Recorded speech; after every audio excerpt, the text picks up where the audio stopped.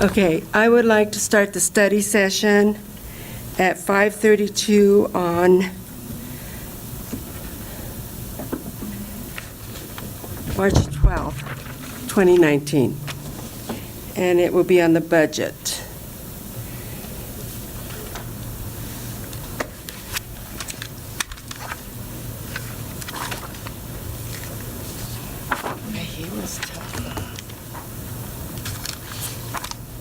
Good evening, Board. So we know you had some questions last time we met to go over the budget, and we sent some of those forward. Also provided a lot of these here in the packet with you today. So some of those questions were about some of the para positions that we filled 3rd grade through 8th grade last year, and what was the data from them. Were they impactful or were they not? So what the first sheet we have in front of you is the Dibbles data, and that front sheet is a little comment from Dr. Patterson. That last paragraph being, it would be beneficial to continue with the paras for another year because we did not have the opportunity to train paras in instructional strategies to support teachers in the classroom. The other data piece that we were looking for is how many of those paras were we able to fill, how many were we not able to fill. There's roughly $150,000 worth of those paras that we were not able to fill. 2 of the schools, instead of using the paras, used to put those positions together and add either an interventionist or a teacher to focus more in math and English. So we have all the data there, and that was sent earlier in the week. The next data piece that we have is an enrollment and staffing analysis going back the past 10 years. 2011 was our highest enrollment year of about 7,049 students, and this is K through 12, so it's not including preschool. This year, we decreased our enrollment by 4.55%. We had a demographer come out, one of their second best case scenario was a reduction of 103 students for next year, which would be another 1.58% decrease in enrollment. Just below that, we show our total staffing over the years that with that. So last year we showed a decrease of 4.55% in enrollment, but we also increased overall staffing by 1.94%. The recommendation of what we're kind of looking for now would be to reduce about 31 staff members total of about 3.49% to try and make up for the last 2 years of about a 6% decrease in enrollment. And this would allow of about a 1.5% decrease over that same time period in staffing. The next page will kind of talk about the revenues and the loss that we've seen, and Eddie's going to talk about that in a little bit more detail. So I'll hand this over to Eddie now. Good evening, President Quintana and Superintendent Abrego, members of the board. So that spreadsheet you're looking at now gives you the decrease in enrollment that we've projected for next year, and it gives the actual decrease that we've seen this year. So that 310 that we've seen this year was not fully estimated when we created our budget for this year. And that's resulting in about $1 million, which we'll need to adjust for next year. And then when you factor in the decrease in enrollment next year, you got to add those two together, and this is about a 1.8 million decrease in revenue that we're projecting without factoring in any changes to formula funding, which we do expect, but which we think will probably go to increases in salary, which are already out there per the certified agreement at 5%, and benefit increases. So kind of roughly, that's how we're imagining those numbers to go. I think Sean has another sheet to go over with you, and I'll come back and go over some other information too. So I wanted to, after looking at all that data and the information, go back to the conversation that we were having at Monaco 2 weeks ago about the budget allocation. I guess the other piece is that when we looked at the turnaround grants that were available, there's really only about $50,000 that was available this year, and all of that was really towards Monaco Elementary. Because we were applied and got the EASY grant, we didn't qualify for some of the other turnaround grants. So there really wasn't a lot of other turnaround grant money that went to the schools this fiscal year. So the main conversation we were having around was that turnaround factor piece to help give extra money to those schools who need help, or those who are out of turnaround, to maintain the level of either green or yellow that they're in. So I wanted to bring that conversation back to see, kind of get more feedback now that we have some of the data to look at. Should we, if the board would like us to move forward with that turnaround factor piece, or if we should take that piece out and put that money elsewhere in the district.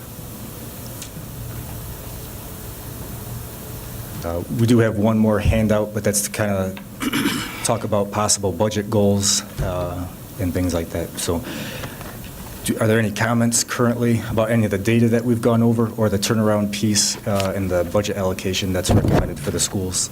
Yes. The negative 31 staff, is that correct, for next year? Correct. How is that broken down to the negative 31? Is it 5 in administration, 10 in administration? How do y'all have that broken down? I just see 31. Where's that coming from? Currently don't have all that data. HR is working on that with the schools, and we want to work to see how that's going to look, so it'll have the least amount of impact for our students.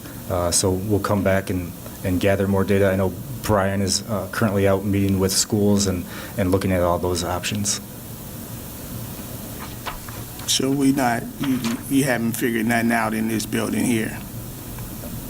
No. Thank you.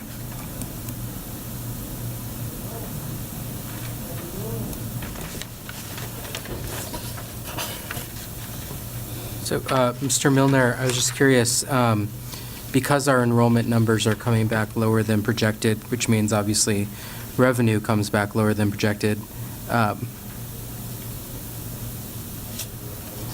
will the decrease in, I guess, staffing that we're expecting, will that happen naturally? Are there layoffs being considered? Because I imagine we have vacancies savings as well from positions, so I'm just wondering about the mechanics of that. So I think there are some teachers and staff members that would kind of either through retirement or not coming back, or would naturally come off. I don't have the exact numbers, but I know Brian's been kind of reading with everybody and those specific numbers. But it seems like if we had to, there would be an insignificant amount of possible rifts that would be a part of that. And my other question, excuse me, Mr. Miller, if Senator Marino's position at the state is holding $33 million for students not reading, how is that affecting us? If there's $33 million at the state? That the state is holding, that we're not meeting the needs of students reading 1 through 3. State though, right? How much is that affecting us if we're not making that grade level of reading for our students? I guess I would have to look into it more. So, Mr. Milner, just some additional information. The Joint Budget Committee decided not to appropriate dollars for a specific part of the READ Act, not the early literacy grants, but the other pieces of it that haven't shown much success. I don't think that funding's in jeopardy, but I think it'd be good to get a handle on what the impact is to Adams 14. We'll get that data and bring it back.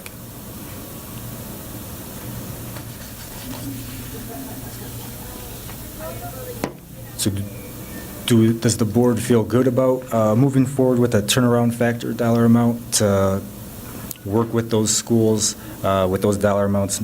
Or do you think, that's something that we want to take off the table and maybe put that money towards something else? We could use that for more staffing. We could use that for redact money that maybe we wouldn't get, or we can use it specific to those schools to help them get out of turnaround or maintain green or yellow status.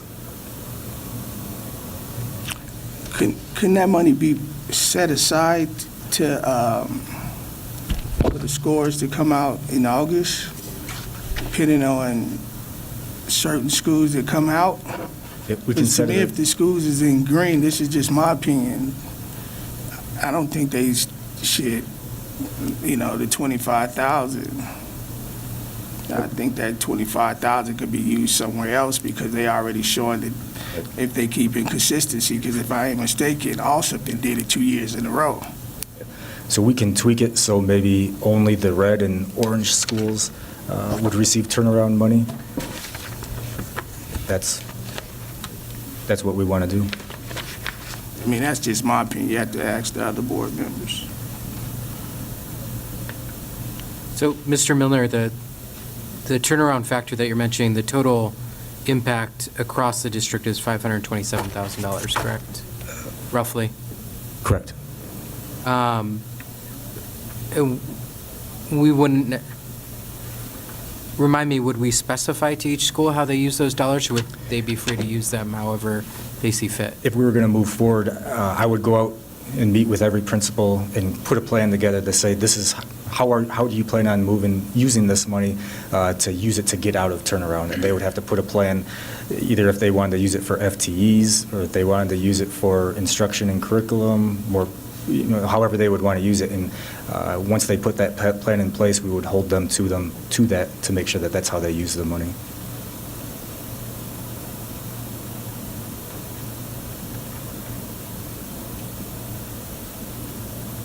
Madam Chair, President Quintana, may I make a comment? Sure. My comment is, and again, I'm just going to put in my opinion. I believe that we do have to help our schools that are furthest along on the clock, because if we don't get them out of turnaround, we're going to end up spending a lot more money in the long run. But many of our schools are 1 or 2 points away, and they're only asking, like, if we had professional development for our teachers, or little things that they could really tailor those specific funds for their needs, we could get them off the clock. And I think it's important because right now we have, I think, Adams City High School, we have Central, that it's very important that we have success for them. And again, in my opinion, we have to put our money where it's mostly needed.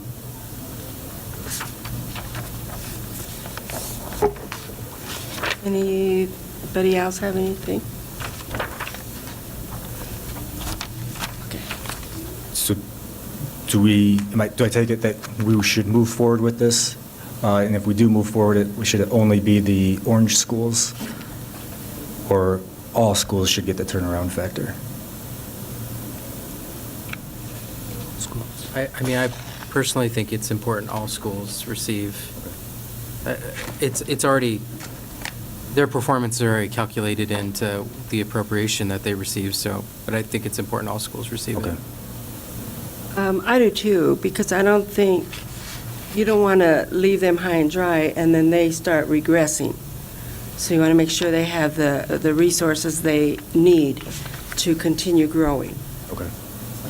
And President Quintana, when they do get off the clock, the sad thing is that the CDE pulls The the money. dollars away from them. So hopefully this would be a way that Right. we could supplement those dollars and they would still have it, so they stay off the clock. Right. Mr. Miller, the only thing I would add is, in your conversations with principals around how they're going to use the turnaround factor funding, I'd just be curious if you could report back to the board on what they're going to use the money for, but more importantly, what if we what can- additional areas they need support in, because I suspect those would be fairly common across our schools, and then that would be an indication to the board about where we need to Right. supplement additional support to all our schools. So with that, we would set up kind of quarterly goals to see. So Adams City High School had $177,000, and they wanted 3 extra FTE for that. We'd set up quarterly, evaluations as to where they are using those and update the board in that process. Thank you. Anything else? There's nothing further. We would know that there is some discussion on budget goals, and Eddie put some examples together of what some of those could look like. So we wanted to run those by the board, and if we wanted to tweak those or change those, but kind of get some ideas of what maybe some budget goals for next year's budget might be. So. Sorry, just one more quick question. Obviously, in the current fiscal year, we're expecting, do we do budgets by fiscal year or school year? Fiscal year, okay. July 1 to June 30. Okay. So obviously, in the current fiscal year, we're going to be about $1 million short than what we were expecting. Do you anticipate that we'll have to dip into reserves for that? Part of the areas that we're looking at is that we also do see a huge increase in our total interest in investments. Eddie and I have looked at a different investment pool that we went to this year, and that could be $100,000 to $200,000 more in revenue, possibly more than that this year. Just looking at the paras that we haven't filled, there's $150,000 in savings there. There's some other savings in other areas that we possibly could have. Still some time left in the school year, so I don't want to say for sure that that's there, but we don't feel like there's any room that we would have to dip into reserves at this time. Okay. So I put together these example budget goals, really thinking about where we are in the budget cycle. And I think this is, really not a unique, or is really a unique year.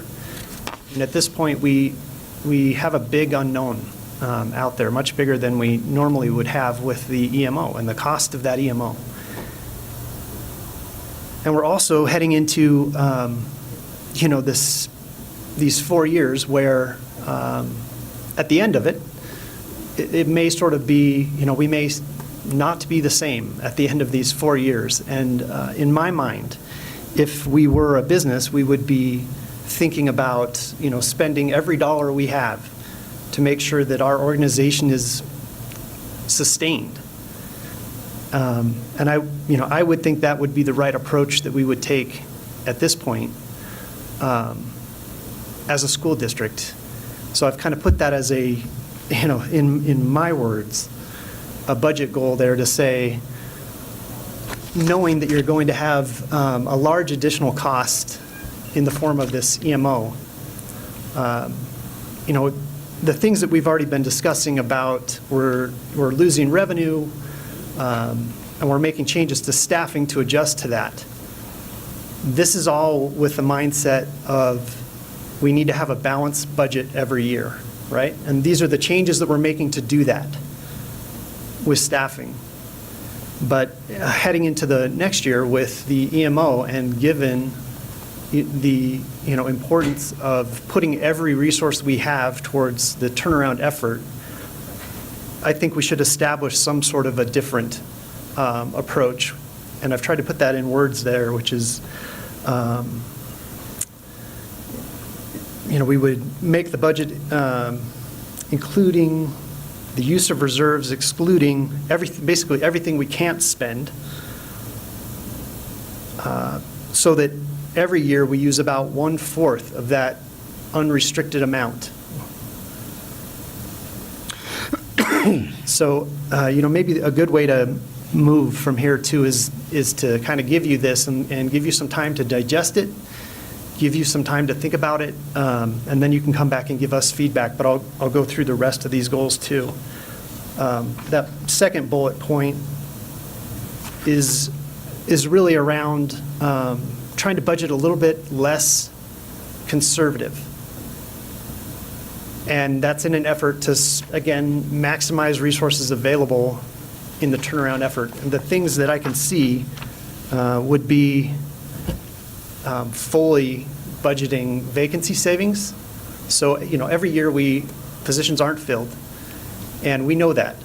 But we've typically kind of drawn a somewhat arbitrary line and said we're not going to budget the use of all of those vacancy savings. And this is how the paras were paid this last year. But, what's the sense in being so conservative, knowing the critical nature of where we're at, right? We need to put every resource there. And I would say the same with budgeting expenses, with budgeting benefits taken. So typically, we've budgeted every employee is going to take health benefits, and that's a big cost. But that doesn't happen. A lot of people decline these benefits. So what I'm suggesting is that we make it a budget goal to say we're going to try and make our best guess at how many people are going to take those benefits, and then we take that budget from there and we put it towards somewhere more productive. And then another thing I would kind of throw out there is maybe we look at a process where we are kind of going through, reporting and then reallocating process mid-year. So if mid-year, we're at, I put quarterly on here, but imagine mid-year, we report to you and we say we've dedicated $900,000 for a curriculum, and you hear the pros and cons that we haven't spent that. And then we say we'd like to reallocate it because this is unspent budget that we need to put to work this year. And then there's the opportunity for a new proposal and a new direction to put that money to use. So, and the third bullet point is to, and I've been kind of twisting around on the wording there. I don't know what the right wording is, but increase the amount of the general fund spending allocated to instruction and improvement of instruction. So with the other side of that being non-instruction and support services, so more trying to say within the mix of how we spend our money, direct as much of it as we can directly to instruction. Again, given the critical point we're at with improving scores. And then that fourth bullet point is really to say increase the dollars that we're putting towards PD and teacher training. And I know that when we've had discussions, Sean and I, about the kind of the most powerful tool that we think we have out there that will improve scores, and the most directly related budget line item is going to be teacher training. So put more money towards teacher training. And that was also echoed in a meeting we had just yesterday, actually, where the administration in this building got together and said this should be a high priority too. So exactly what amount, I'm just saying more. And last, I put on there, I did some research around particular programs that are maybe underfunded or overfunded, and one of the things that stuck out to me in that was the amount of money when you compare our district to other districts, not based on who's performing and not performing, but just in general, we rank, pretty near dead last in amount of money put towards the library. So I don't, I put just, I think I said increase to the mean.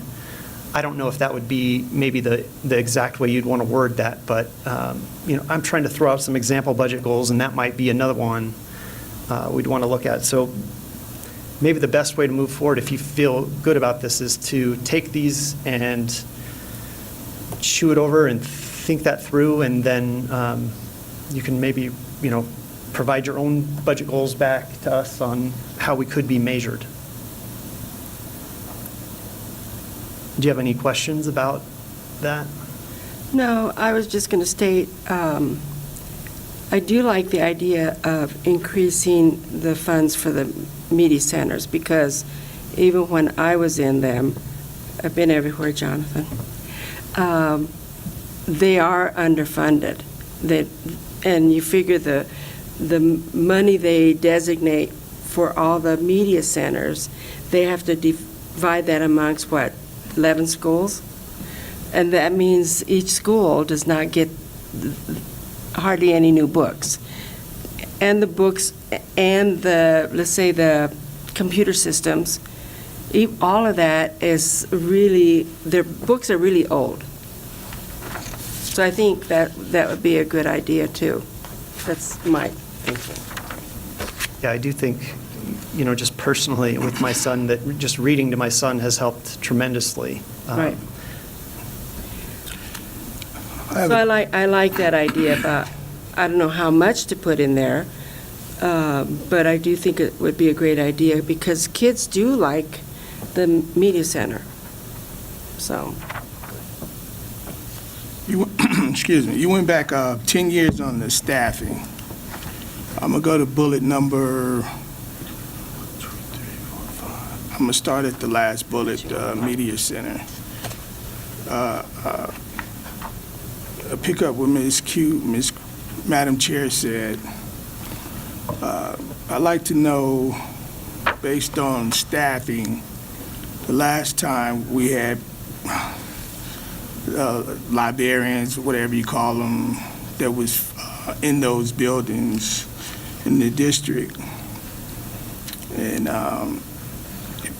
to go back at least 10 to see the funding, how much there was and how much was we paying those, if it's 10 years, to see how far back we went to increase, because if you put increased spending in library service, that means you got to put a staff member in there.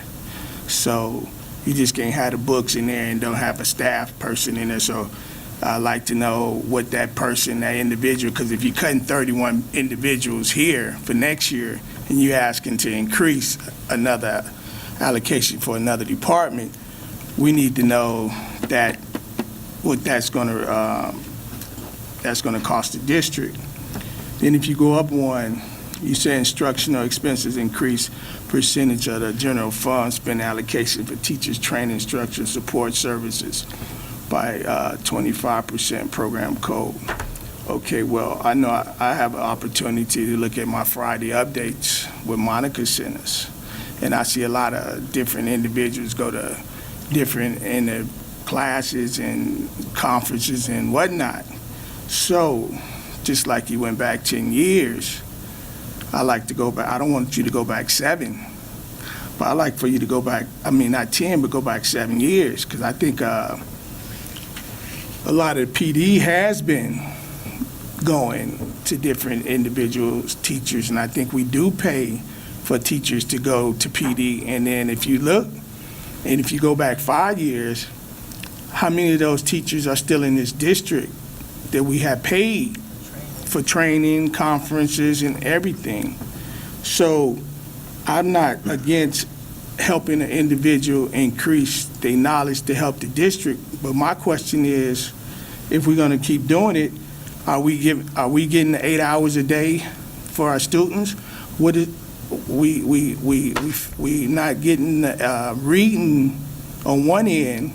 So are we putting reading as PD, or how are we? What are we getting the cost benefit for what we going to pay for this 25% to help PD? So are we having coaches, or what are we doing to increase the PD for the teachers to help our students? Because it seems like we failing on one end to help a teacher to boost their academics, their resume, then they gone. And my students, I say my student is still not where he should be. So I'm trying to figure out where do we have something in the contract, or do we get can we get something back? Or I'm just trying to figure out, how do we as a district get something on the back end, and my student can get something for this teacher going to these different types of conferences every year and every day and every month and every week. I think one of the goals of the district really is to try and focus PD more on those summer months before school. I think we're looking at 4 PD days throughout the year and kind of have more people coming into the district to present to an entire staff or the entire department rather than sending 10 or 20 people out to wherever they might go, and then try to bring that back.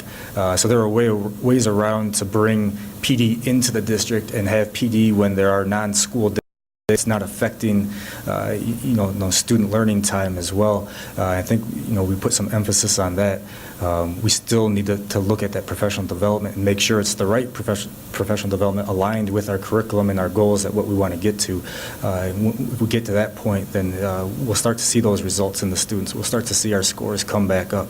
And I know, working with and talking with the instructional team and our executive team, that that's one of our priorities and goals is to align all those items, make sure that there's not that as much downtime in the classroom to where we're sending teachers out during the instructional class period time. So we are working on that, and we are looking at that, making that a priority. And my last one is, and Eddie, you did a great job, and I like these bullet points, and I'm just questioning, just making me think while I sit here is, if I like to see the last 5 years of the curriculum. I like to see what make it 7. Matter of fact, if I ain't mistaken, the CDE gave the district that broke down to that money that they provided the turnaround. So that money should have went into these classrooms for my students. So I like to see that curriculum, that turnaround money from 7 years, if we're talking about curriculum. So then we should have, like as of today, March 12th, how much curriculum has been spent as of today for my students in the classroom. If we're talking about adding another 5% to the curriculum, if the district is saying $1 million, you're talking about putting another 5% on the $1 million. I'm trying to figure out how come it ain't been spent if we still got a couple of 100,000 left, or 300,000-400,000 left for my students.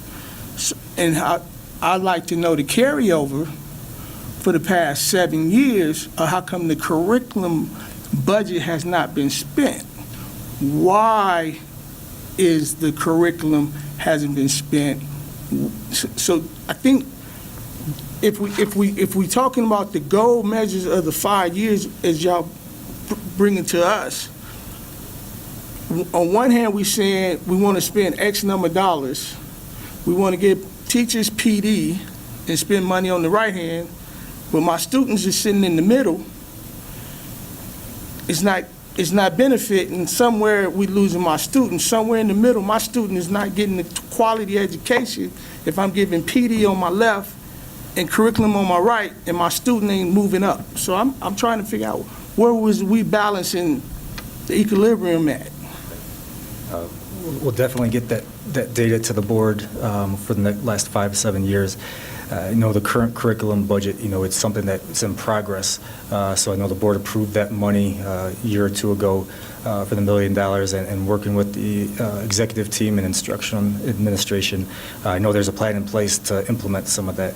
I know we didn't want to just throw money at a certain curriculum without doing our research and having that in place. So I know there's progress in place. We'll probably be seeing some superintendent recommendations before the end of the year to make some recommendations to make sure that curriculum is being spent to the best that we can, to make sure the PD and the curriculum are both being spent and we are getting the best results for our students. Yes, I understand that, but my question, going back, if curriculum wasn't all spent last year, and my students' grade is not reading at grade level, and we steady pushing them to the next grade level, I'm trying to figure out what's the problem if I'm sending teachers to get PD. I'm trying to figure out if we spending top money trying to get the best quality curriculum for my students, how come if $1 million or $200,000 has not been spent 2 years ago, 3 years ago, why come that money hasn't been spent on the quality books that's not in the library for them? That's curriculum. And I'm not putting you two gentlemen on the spot, because I'm just asking because we're talking about budget. And I understand the bullet points y'all brought to us, and I appreciate it. But I'm just trying to get the wheel going if we're talking about budget towards goals and towards my students. That's all I'm trying to say. Senator. Thank you, Mr. Milner, Mr. Storrs, for this. The $2 million a year spread over 4 years of the EMO contract. So I'm reading that as $8 million total, right, over 4 years. And is that $8 million 1/4 of what we currently have in reserves? No, I think the $8 million is closer to the entire amount that we have that is not restricted for, say, the TABOR restriction, Yeah. or we have a board reserve, or the amount that we've set aside, which would be $4 million for insurance. So if you take those things and you set those aside, the amount of money that's left, and then say, approximately 1/4 of that being spent each year. I see. So the total amount, the $8 million that you're proposing to be spent over the 4 years of the EMO contract, that's all liquidated money that's available? Right now, yes. Okay. And so it would be $2 million from reserves each year. I suspect the contract for the EMO, and I know you have the sealed documents, I suspect that expense would be anywhere between $600,000 and $1 million of that. And so the additional $1 million would be used for the initiatives of the external manager. Am I understanding this correctly? Yes, so we are able to open up the documentation for Mapleton, and so we do know what the cost of that would be. So it's $5.5 million over the 4 years is what they proposed, split up over different the How 4 much? years. $5.5 million for the 4 years. So Do you recall what it was in the first year, Mr. Miller? I believe it was around $2 million the first year. It decreased by about 20% each year until it got down to about $600,000, I believe, the last year. And then there was they wanted a fifth year for about $60,000 just for a transition out. So we do know that we could spend, because Ms.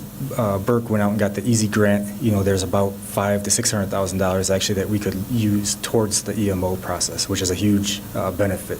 I know in conversations that we've been working with the state to hopefully asking to see that there's more grant money. So the goal is to try and see that we can get as much grant money to pay for the entire EMO as possible, so we won't have to dip in the reserves and won't have that affect the student curriculum or anything like that.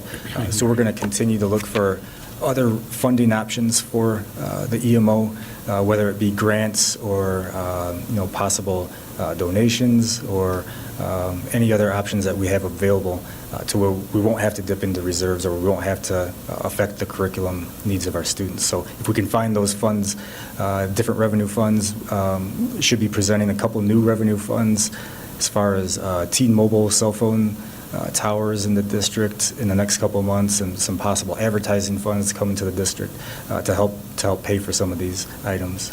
But we hope to not use the reserves, hope not to use the curriculum money. That will affect the students with that. I hate to get slightly off topic, but were we only able to open Mapleton's bid because they were the selected? Okay, so we don't have any basis for comparison with the other applicants. Unless the state were to say no to Mapleton and go to whatever the board would approve next, then we could open up the next envelope. will we continue to get, like this year, we got money from the state, CDE, to help pay for, will we continue to get that every year? So the EASY grant was for 2 years. Oh. And then after that, I believe we would have to reapply for more revenues to come in, more grant money. 3 years, sorry. 3 years, okay. And that's how much each year? $2 million overall. 1.98 overall. But- So it's about 800, a little over 800,000 a year. The state did just double the size of its school transformation grant, so. We'll definitely be looking at that.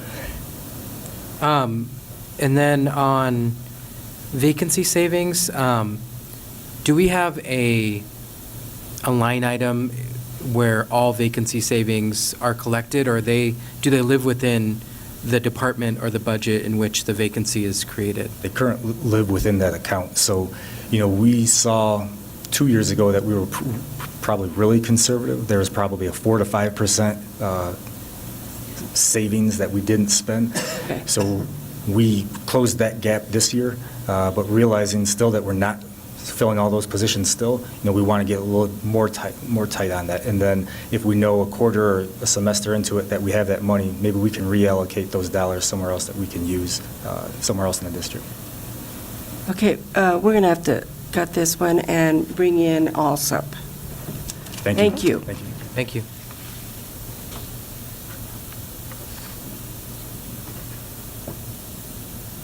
Good evening, Board. Oh, I do apologize.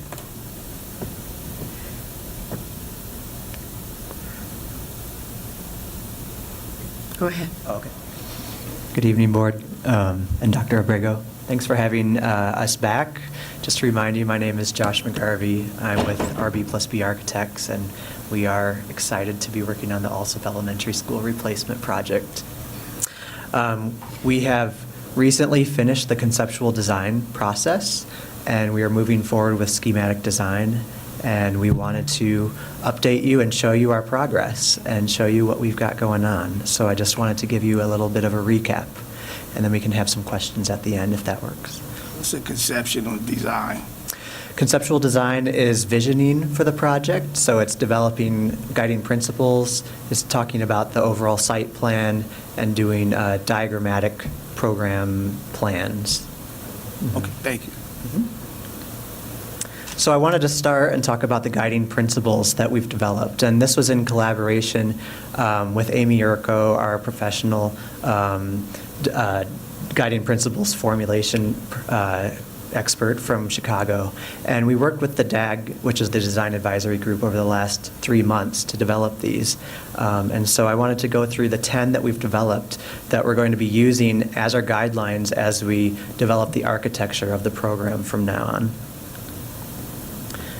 So the first one is the most important. It's student-focused, brain-based, individualized. And so we want the student to be at the heart of this new school. And every decision that we make, from the budget all the way through the design, needs to be coming back to the student and what their experience is going to be, and how is this building going to enhance their learning, how is it going to increase test scores, and just provide a better experience than they're having now in their current building. Healthy and supportive holistic needs. So that means taking care of the entire body, not just their mind, but also their physical body. So thinking about how the kitchen is feeding them good quality meals, also providing before and after school opportunities and interaction with parents, just providing those community opportunities within the building itself. Technology. Obviously, this is crucial for the learning of our students these days, and so making sure that technology is imminent. It's just future ready, and it's completely everywhere in the building as much as possible. So getting kids onto laptops, having computer labs, having STEM labs, things like that, just making sure it's completely integrated in their lives. Flexible, spacious, and comfortable. Did you have a question?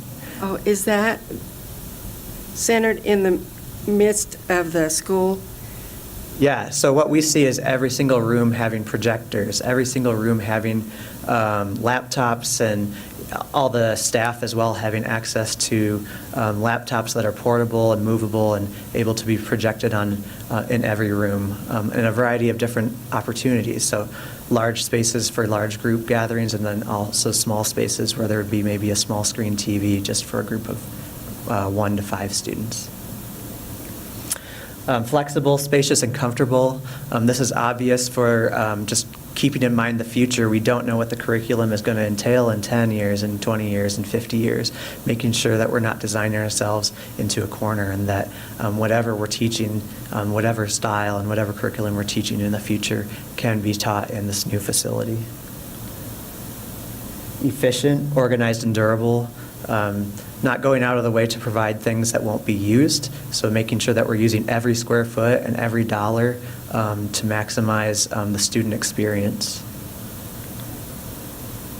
Safe and secure is obviously key in a new building and something that's highly lacking in the existing building. So making sure that our entrances and our exits all are secure with key card access and technology. Also just making sure that the building feels safe so that the students can focus on studying and learning instead of feeling nervous about people watching them or not, being able to see around corners, things like that. That's good. And then inspirational and engaging. We want the students to be excited to come to school every day. So this doesn't, the current Alsup school is just a place that's holding students, but we want the kids to say, I want to go to school today. Like, there's a great playground there, there's great food there, there's great teachers there, and really just be passionate about spending as much time as they can at the school so that they can increase their learning. And then talking about welcoming and supportive to the community. So making sure this building is actually a gesture to the community around it, saying welcome. Our arms are open. We have resources available to you. Please come to us, and we will, help you with your training your kids, raising them up. If you need a place to read a book with a kid, with your child, and it's not conducive to that at home, we need to provide those places. Also, just after-school programs and community programs in the evening, we want to be welcoming to those opportunities. And then diverse, cultural, multilingual. This is just reflecting the culture that we're coming into, making sure that it's unique to our community here. And finally, connected to nature and outdoor learning. So right now, the building is very inward focused, and studies have shown that students increase their learning and test scores rise when they have a connection to the outdoors. And so providing that through more glazing, but also maybe outdoor learning areas within the campus. So we've developed those concepts, and those concepts have led us to work on the master plan for the entire site, which includes the middle school, and then also work on building diagrams, and that's where we are today. So we wanted to show you some drawings and some process drawings of where we've been. So to start with the site master plan, we started in our design advisory group with cutouts of all the different shapes and sizes of the buildings that will be on the site and all the different fields and parking lots and all of those things, and had a great exercise where we ended up with 4 different concepts, which we developed into 6 different concepts. And then we started reducing them back down as we did pros and cons for each one of those. So you can see this is a really collaborative and community-focused experience. This was open to the community and also to the DAG, which has about 20 to 30 members on it. And so this is where we're at today with the site plan. And as you can see, we're maximizing and being efficient with every square foot on the site. The area that we're looking at for this current development is the central area, which is shown in slightly bolder colors. So to the west, you have the existing operations part of the facility, and then to the right would be the future Adams County Middle School. And to the north would be the future soccer field. But right in the heart of that is the new Alsup Elementary School. And part of that is having a new baseball field, and new soccer fields, new playgrounds, new parking areas, new service drives, and a new bus loop. So everything has been thought out through the last couple of months. We've we fit everything in here, and we're looking to start developing this in more detail with surveys and with utility lines and making sure that things fit when we get into more dimensional aspects of it. So that's just a zoom in of the part that that is part of phase 1, as I'm going to call it, in hopes that phase 2 is coming shortly behind, with a new BEST grant being awarded hopefully soon. And then while we were developing those, we're also developing building diagrams. And these are, at first, they're not floor plans at all. They're more concepts about relationships between different areas of the building. So we started with a block exercise, which I think the DAG had a great time with.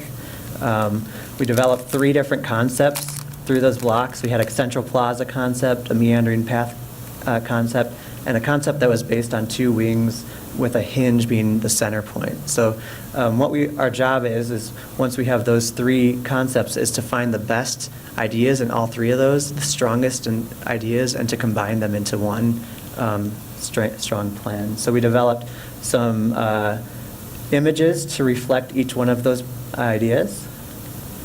And then we started developing independent diagrams of each one, reflecting the strong points for each one. So on the left, some kind of a central plaza, either interior or exterior, a courtyard idea, something like that.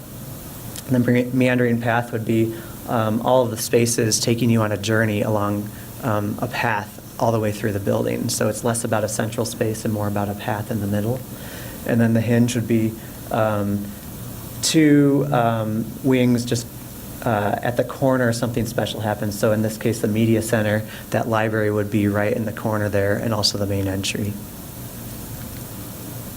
Then we developed some diagrams to try to simplify those, and then started developing 3-dimensional views of each one of those diagrams. And at this point, we did a pros and cons exercise with the DAG again.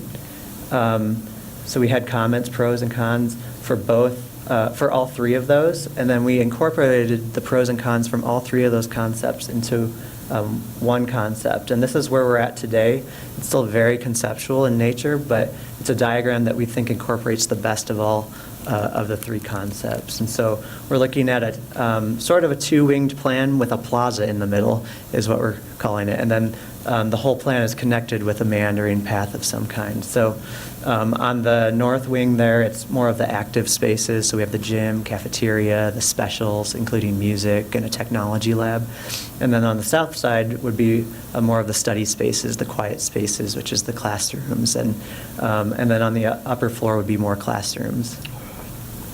And how many will that hold? How many students? We're designing for a capacity of 600 students, and that includes adding a new preschool to this program. So that would be another 64 students as well in the wing kind of to the left, their little blue wing up to the main entrance. So about 660. Yeah, this is, compared to the existing Alsup Elementary School, it's about 20,000 square feet larger, and so they will have the capacity for growth from what their current enrollment is. And then the last thing that we've been developing is aesthetic themes that will lead to a material palette. And I guess I didn't bring it in here, but we're talking about 3 different themes. The themes would be like the eagles, which would be their mascot, as well as the middle school and the high school, but how to include the eaglets as part of a theme graphically. They're also wanting this to be warm and inviting, so having a aesthetic theme of maybe some wood, some forest and nature theme within the building. I was going to say, are we going to have any greenery within? Yeah, that's what our hope is. That really helps. Exactly. Not only a connection to the outdoors with windows, but also just bringing the outside in using graphics or other things. Colors can really go a long way, and also some natural materials is what we're thinking. And then finally, touching on the aesthetic themes would be sort of the cultural ideas that we're finding within the area. So picking up on what makes Commerce City unique, and especially the Alsup community unique, and finding colors and images that reflect that. So we're trying right now, we're not there yet, but we're combining those into one idea to bring forward as a material palette for the building. So for the next steps, we're still doing architectural review committee meetings biweekly and design advisory group meetings biweekly. We're working on finalizing the site master plan, and we're working with the city, with Commerce City, to start working on the details of that and making sure that we're being a good neighbor to them. And then we have a schematic design package due at the end of this month. And part of that package will be refined floor plans, but it'll also be three-dimensional images and a material palette as we move forward. So it's going to start looking like a building really soon. And then we're going to start doing our cost model workshop, which is the first time that we'll have some budget numbers to share. And that will be in late April after we have the schematic design package out. And Franz and Pittman will be able to print, that's our general contractor for this, will be able to present those numbers at that time and see where we're at. In terms of schedule, this is the overall schedule, and we are right there on the red line. So we're heading right towards schematic design, the finish of schematic design, and then we will have 4 more months of design development before we start construction documents. So we're still on schedule, and we don't know if we're on budget yet, but we anticipate being on budget as well. So with that, I want to open it up to questions. Yeah. I already asked mine. So just 2 quick questions. I couldn't really zoom in to the main floor or upper floor close enough to see. Is there a space for nursing or health services? Are you talking about janitorial staff, or are you talking about? No, like school Health- nursing? Health clerks. The health clerk? Yes, that is in the admin area. Okay. It's in that yellow box at the bottom, along with several offices and a workroom. Wonderful. And was there any consideration given in the building or classroom design for special education students? Yeah, actually, there's a big part of this that's for special needs students. There's actually a suite on both the first and second floor. For the first floor, it will be for the younger students, and the second floor will be the older students. It's a significant portion. I believe right now we're allocating about 4,000 square feet of the total building footprint, which is a fairly high percentage of the building footprint just to those programs. So that's about 1,000 square feet bigger than they have now. Thank you. Yes, how would you arrive at your color specs for the classrooms?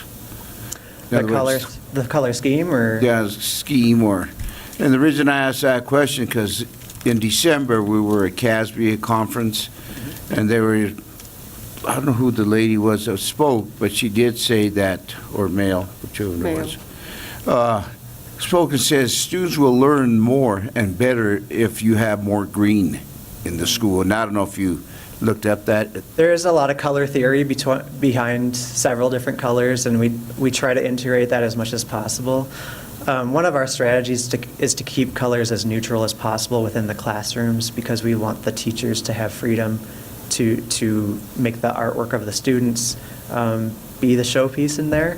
But within like the special needs rooms and things, we tend to like to use calmer colors, the greens, the blues, neutrals, because that does have a calming effect and then helps students focus.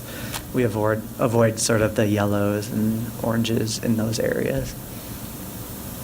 Well, one of the ones we're talking about, remember that class?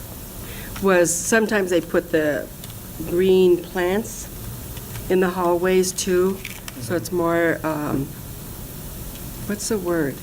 Like inviting, comfy for the kids. Yeah, I think that's our goal with having a lot of views to the outside throughout the whole school too, is to allow students to see the weather changing and the sun going across the sky and seeing as the plants bloom in the spring.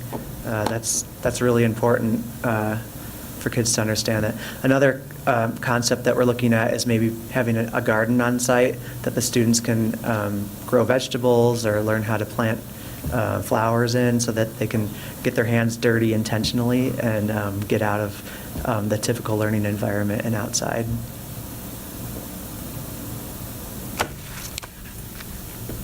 Do you have anything?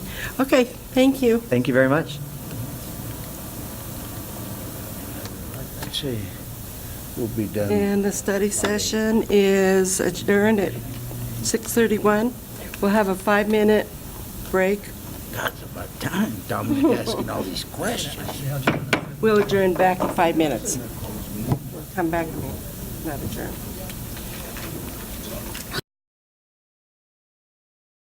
I'd like to start the regular board meeting at 6:38 on March 29, 2019. Let's stand for the Pledge of Allegiance and a moment of silence.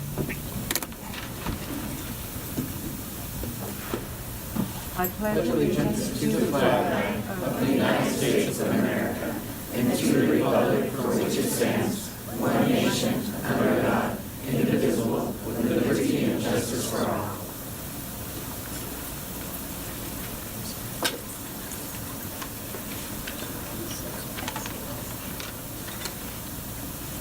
Thank you.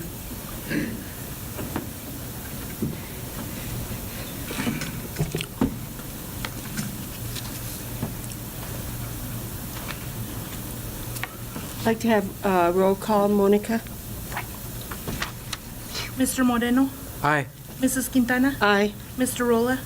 Aye. Mr. Thomas? Aye. I would like to amend the agenda for 1.8. Oh, we're going to do this one. Oh, yeah, okay. You're correct. Madam Chair, I move to approve the meeting minutes of February 26, 2019, and February 28, 2019. May I have a second? Madam Chair, I second. Roll call. Mr. Moreno? Aye. Mrs. Quintana? Aye. Mr. Rolla? Aye. Mr. Thomas? Aye. And back to, I'd like to amend the agenda for 1.8 to be removed from the, It needs to be added. Add. We gotta add it. Read your script. Madam Chair, I move to amend the agenda to add an item under Other Business, 1.8, approval to contract with Cedar Crest Hospital, Texas, to provide educational and therapeutic interventions for students with significant emotional disabilities. can I have a second? Second. Roll call. Monica? Mr. Moreno? Aye. Mrs. Quintana? Aye. Mr. Rolla? Aye. Mr. Thomas? Aye. Madam Chair, I move to approve the amended agenda. May I have a motion? A second? So moved. Discussion? Seeing none. Monica, roll call. Mr. Moreno? Aye. Mrs. Quintana? Aye. Mr. Rolla? Aye. Mr. Thomas? Aye. Moving on to recognitions and celebrations. Yes, we do have some today. Our first recognition will be the principal of Central Elementary, Ms. Dina Valadez. I believe you want to recognize some of your staff.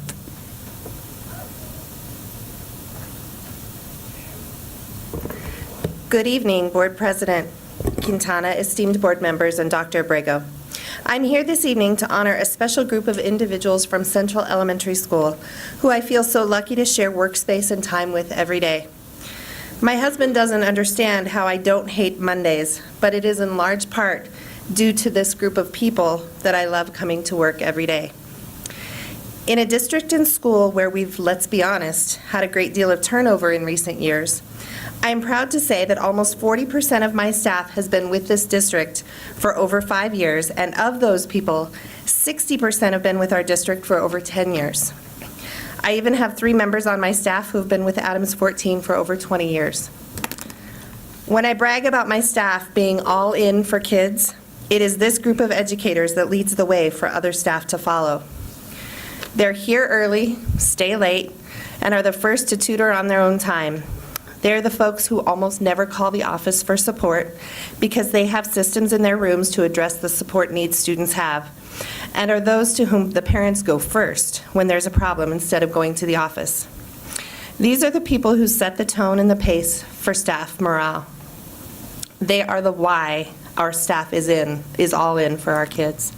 They are Central Elementary School. So I'd like to say their names and their number of years of service, if that's okay. Dolores Bodkin has been with us for 27 years.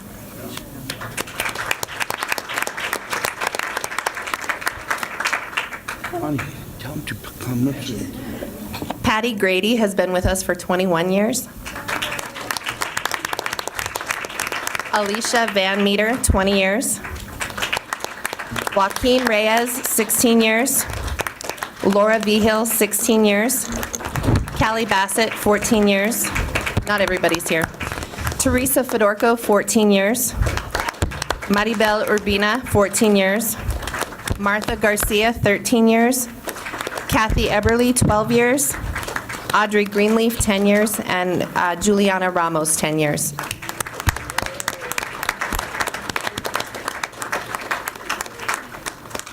Should we go down?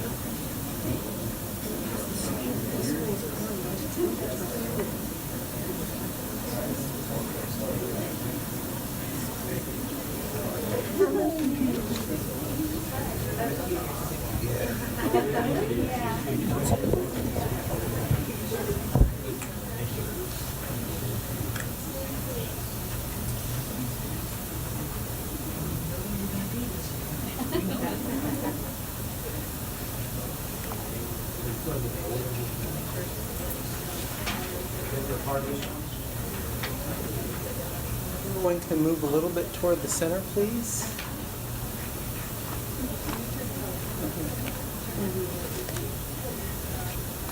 Thank you. Ready? 1, 2, 3.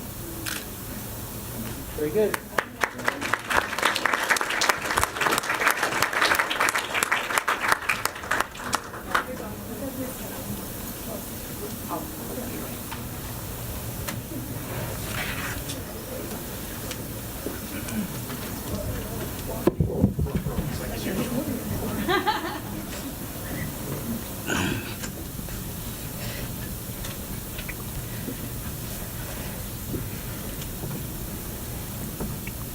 We have 2 recognitions from Adams City High School.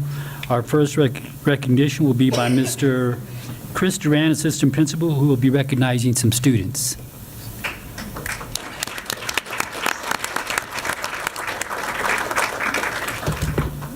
Good evening, thank you. Hi. Good evening, members of the board, Madam President Quintana, Dr. Abrego. Tonight we get to celebrate the hard work of Adams City. It is with great honor that I get to announce the 5 Daniels Fund finalists who are competing for a full-ride scholarship to a college of their choice come the next fall of this school year. So I'm going to start off by naming the first 5 students. Some of them are not with us this evening, but I will announce the students who are, and then the other students will get their awards as well. Please come up to the stage, Miss Jamie Wickersham.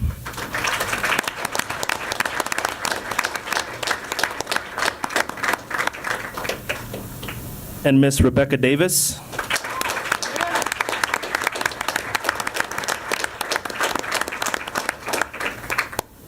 I don't believe Jacob's here, but Jacob is here. I think he is. So Jacob Davis, Kevin Padilla, and Priscilla Lopez are not with us this evening because of prior commitments, but they are also 5 or make up part of the 5 finalists for the Daniels Fund. I'm excited to announce these students because these students have worked extremely hard and now they are competing for a scholarship that will give them the opportunity to further their education to obtain a 4-year degree, if not higher. So I'm excited to celebrate this honor. They will be notified by the end of this month if they are the actual Daniels Fund finalist for the award. So we'll probably be coming back to the board with great news once that announcement is made. Thank you.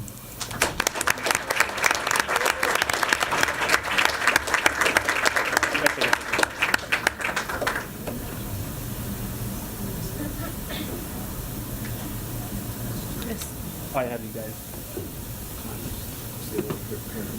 Not submit any names for the culinary arts. I don't have names, but if you send them to me, we can send you certificates.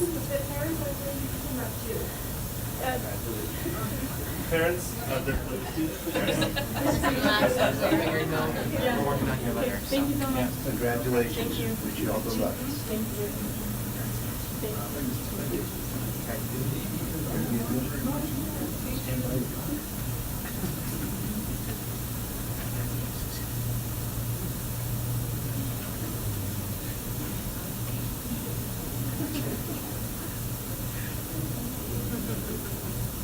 Ready, 1, 2, 3.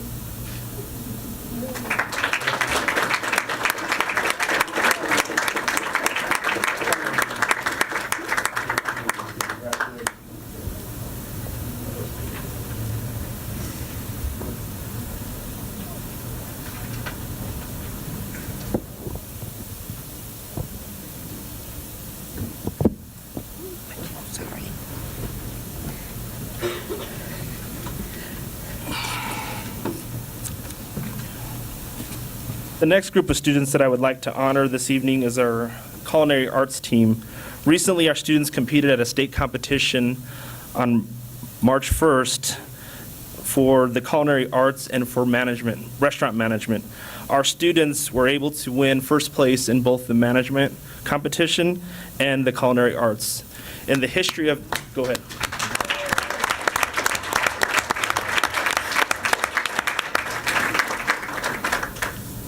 This competition has been going on for 20 years, and this is the first time in the history of the competition that any school has been able to sweep both the first place in the restaurant management and first place in culinary arts. So please give them a round of applause.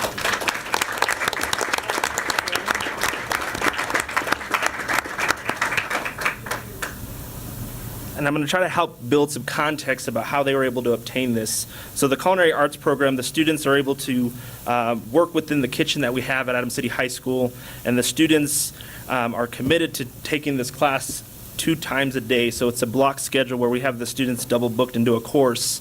And by doing that, we're able to have students really develop the skills necessary to compete within the culinary arts pathway or industry.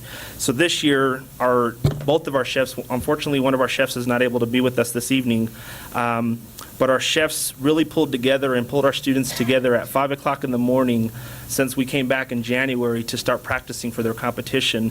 These students have committed to being at school by 5 a.m. Most of us are not even up at that time to be at work. So it's exciting to hear that these students are up and ready to go at 5 a.m.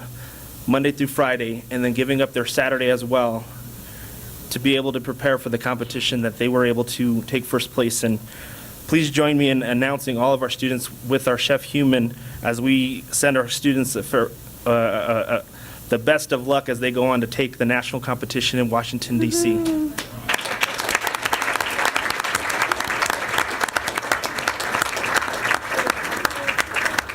All right, I'd like to introduce first our management team. We've got Destiny Cifuentes,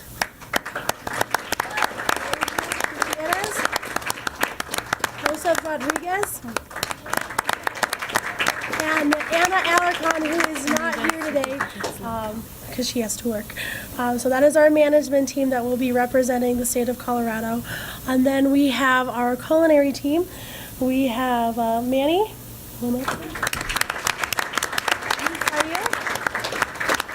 Lindsay and Karina, come on up here, guys.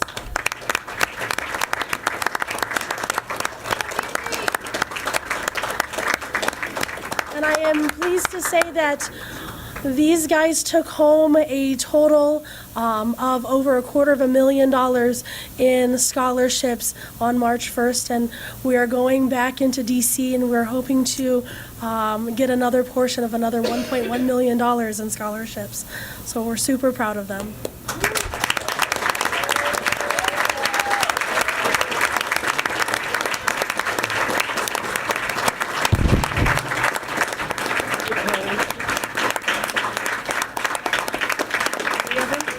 If the parents are here, please step up so you can have your picture taken with us.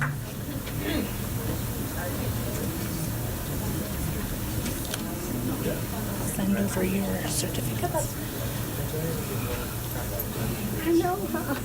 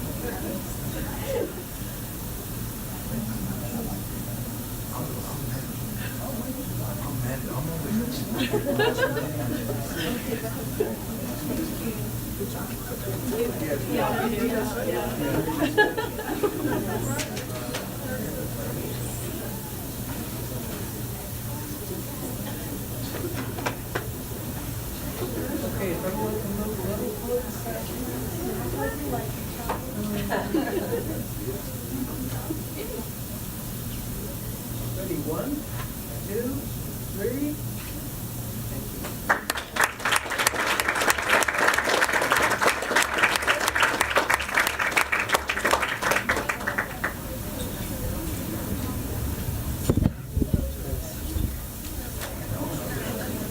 You gave me all the cracked ones. I'm not allowed to have crackers anymore. I can't speak too much. I have some. When you passed him, Dominic was squeezed in, huh? The fun doesn't stop. We still have some more excitement to share and celebrate more students. I'd like to ask Mr. Chris Denmark, our district athletic director, to come up and share a few words. Thank you.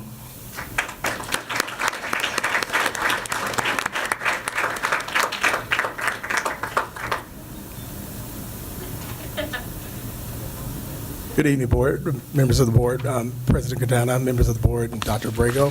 It's my pleasure to come back tonight. When I came up last time I was at the board meeting, we were at the beginning of our winter competitions at the state levels. And tonight I brought 2 of our teams that have performed very well to celebrate with you tonight. I'd like to start by bringing up our girls basketball program Come on and up. their coach, Billy Salas.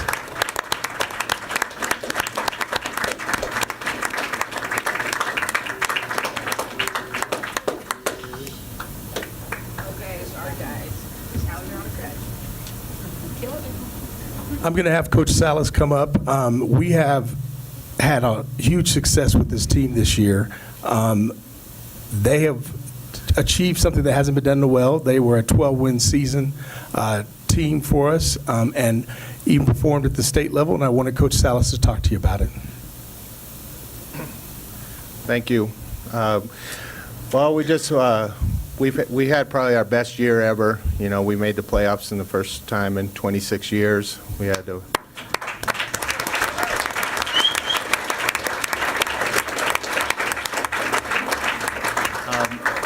We also, like you said, had a 12-win season that hasn't been done. That was the best record in school history that I went for as far as back in girls program. So that was another accomplishment we made. We also made some big strides. We have all 5 of our starters here tonight. We had some big turnouts with, we keep stats with all these girls, and I'll start with Amanda. She was #1 in 5A in block shots and rebounds for the state of Colorado. That's our lead.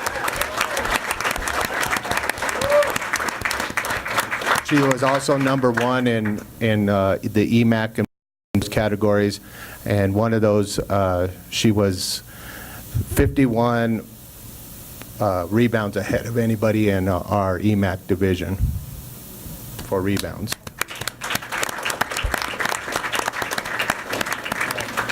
Jayante, before her injury, made it. She was second in three-point percentage and three-pointers made.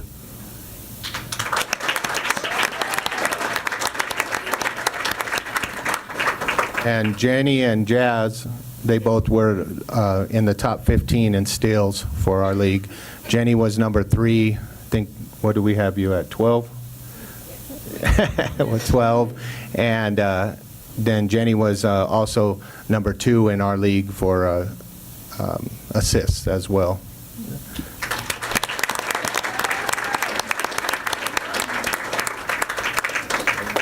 Let's bring them on. Valeria, she was, did I say it right? No? Close? Well, I just call her V, so it's easier just to say V. But V, she was a 100. She scored over 217 points for us. She was our leading scorer this year. She also was in the top rebounding. She had 142 rebounds this year.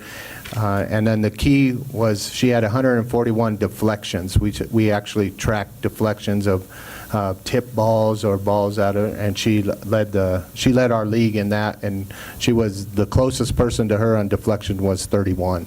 So she had a big year this year.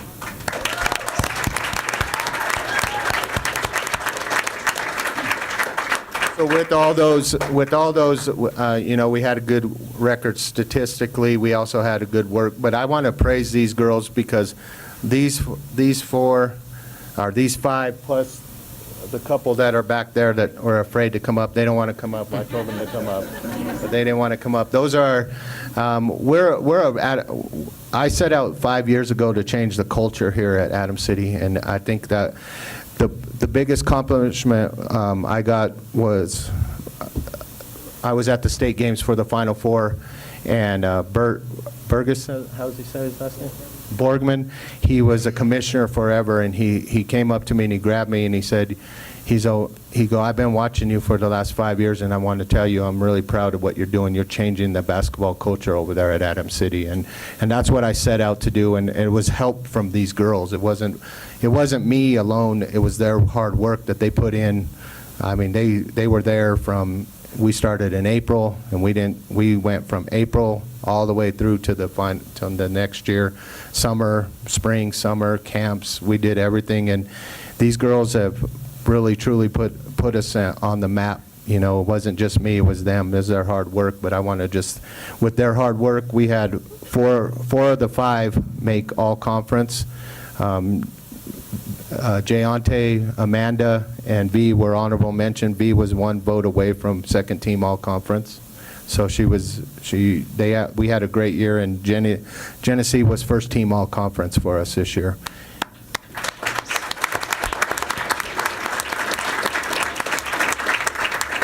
And both Jenny and V will be representing Adams City in the All-State EMAC game on Monday. All-Star game on Monday at Vista Peak. They'll be representing in our school. So if you guys are out, come support them. They'll be there. The game's at 6:30 at Vista Peak. So they'll both be supporting us. So I just want to thank them. We're returning 4 of the 5 next year. Jenny will be her and Maria will be our seniors graduating, but we return our big core of our girls coming back, and we're looking for big things for next year, and not only to get into the playoffs, but we're going to go there and make some noise, next year. So I'm really excited for that. And I want to thank you all for your support.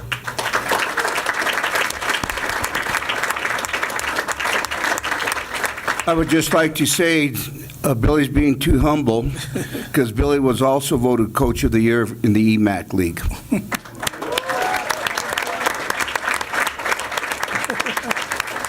Thank you. Appreciate it. I don't want to flex, so I'll make everything. Everybody move this way, and we'll stand up here behind you for your picture. Are your parents here?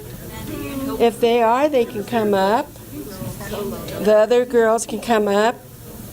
Congratulations to walk this way and shake my hand.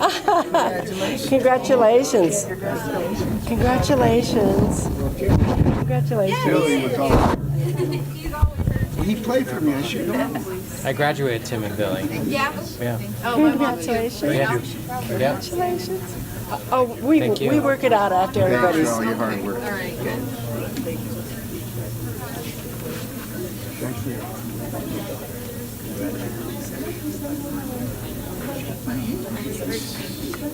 Congratulations. Great job, guys.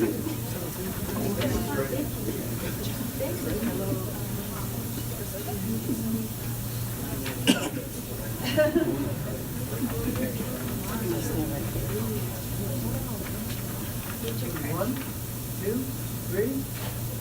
Thank you so much.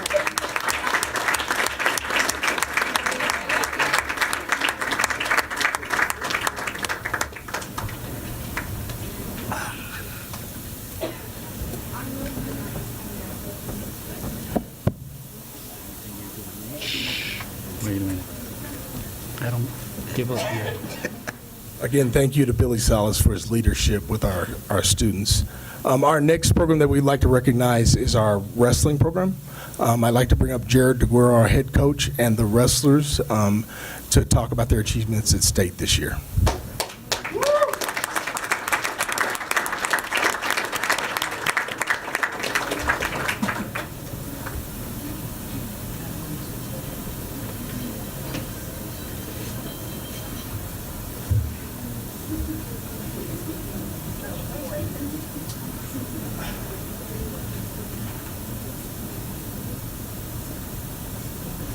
All right, thank you guys for having us here tonight. Sorry, I didn't know we were going to be speaking. Didn't prepare anything. I first just want to thank you guys for supporting me as a second-year head coach. I wasn't perfect in getting things done on time all the time to travel out of state, and you guys backed me and supported me, and that's why we were successful as we were in allowing us to go out of state and get the best competition in the country. And that's what has made this program who and what we are, is seeking the best and trying to represent Commerce City and Adams City to the best of our ability, not just at a local or state, but at a national level. So I thank you guys very much from the bottom of my heart for supporting us with that. I'll do a better job next year. So thank you guys.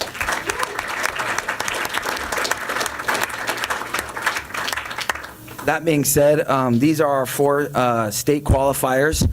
To qualify for state, you got to place top 4 in your region to make it to the Pepsi Center, which you wrestle in front of 20,000 people.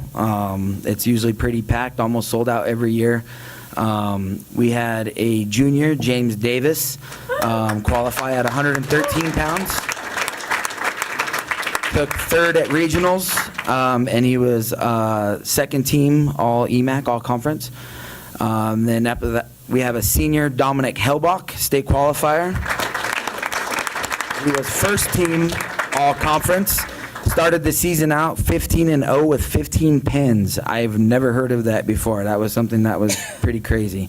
And he finished 1 round from placing at state, but it was a great season, or 2 rounds, right? Yeah. They were both 1 round out. And then junior Joshua DeGuerro took 3rd at regionals and made it all the way to the finals of the state tournament and was a runner-up, losing in the finals to now a 2-time undefeated state champion. He was really good. But he was also first team all conference, and he's now a 3-time state placer. He was a junior. And last but not least, we got Marquez Salazar, who is a senior. He was first team all conference. He was a regional champion, and he is also your 2019 160-pound Class 5A state champion.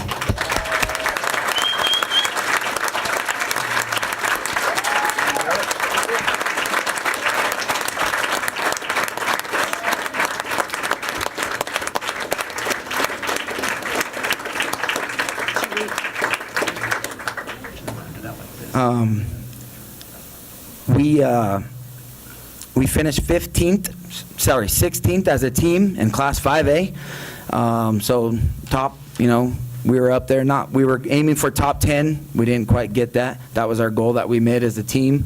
But as you guys saw, Kearney Middle School champions, and Adams City Middle School has a really good, solid core of kids as well too. And the team that we're going to be fielding here throughout the next couple years is going to be outstanding. And again, with your guys' support, I really have a goal of bringing home a state title to this community here in the next few years. That's the goal.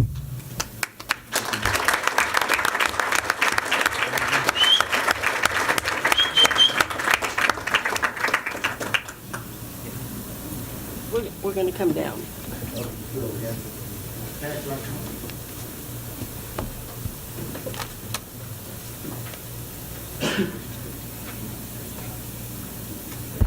Y solamente para avisarles que si cualquier persona necesita español e inglés de interpretación, que se acerque a la esquina, por favor. Just take advantage of this moment. If somebody needs English and Spanish translation, just go to that table. Thank you.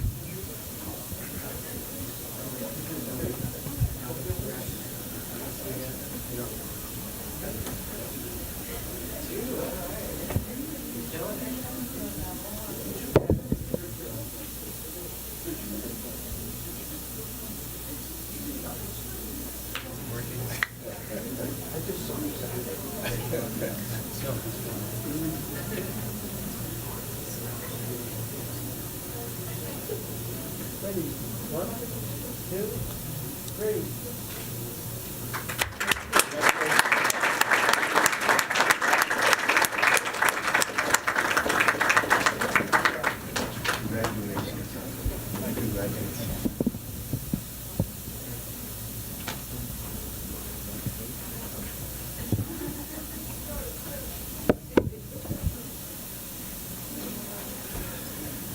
Thank you again for the recognitions.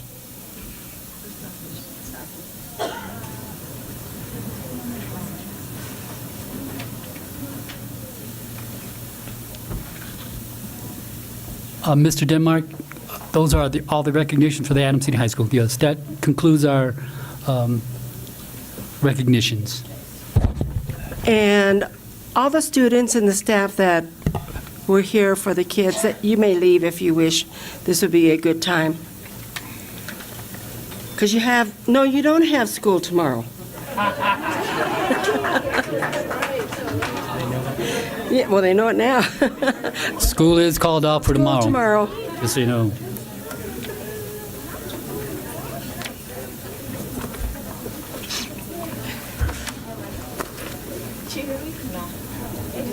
I said I'll drop you off and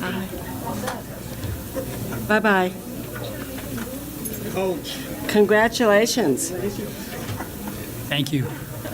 Great job. Thank you for coming. Thank you. Thanks, Phil. Congratulations. Good job. Great job. Good job. Good job.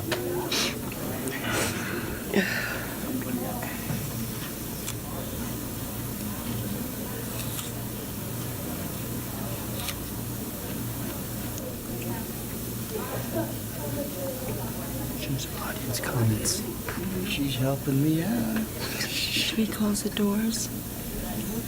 Because they're probably going to hang around.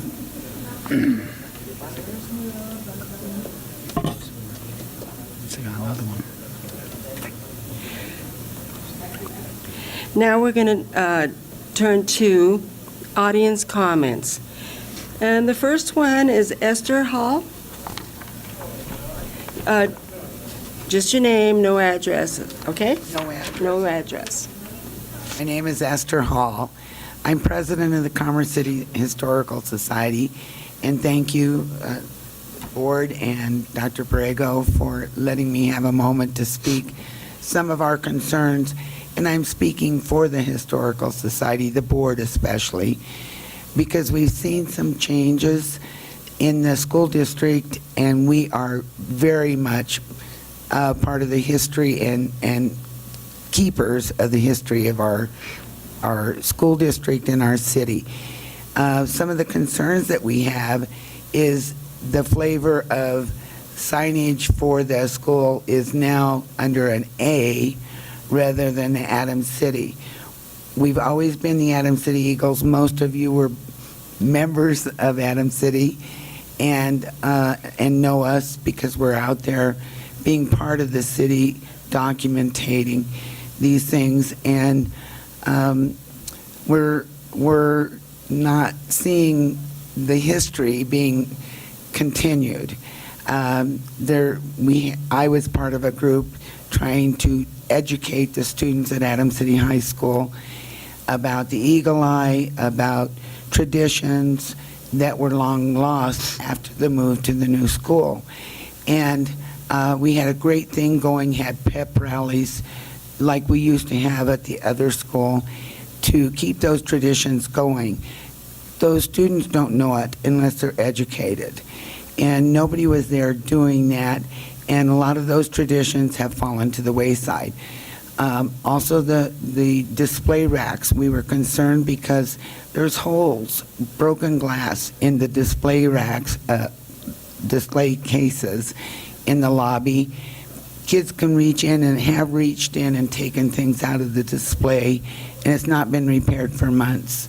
Since last September, when they had the spaghetti dinner, it's still not repaired. We, as a historical society, would gladly do a historical case at the high school, showing it's the school from 1909 until it became, when it was Union, until 1946, I think, when it became Adams City High School, and do a timeline so the students are aware of the history and the involvement that's been in the school district all those many years. So that's our concern, and we gladly visit with any of the board or work with anybody to help make that happen so that continues and keep some of those traditions alive. So that's my concern. Any questions of that? Is your T-shirt a 1965 T-shirt? It is, and you know that. Can you show it to Mr. Denmark what the Eagles is supposed to look like? Yeah. He's back there. Back there. He saw me as we came in, and I'm still part of the alumni, and you probably are too, to go to the alumni dinners. That may go on the wayside if the up-and-coming students, as they go into the years that they could be part of it, it may not continue because there's no history or pride that we all had when we were in high school. So I appreciate that. We're concerned about it, and we want it to live. Thank you. Thank you. Next, we have June Younger.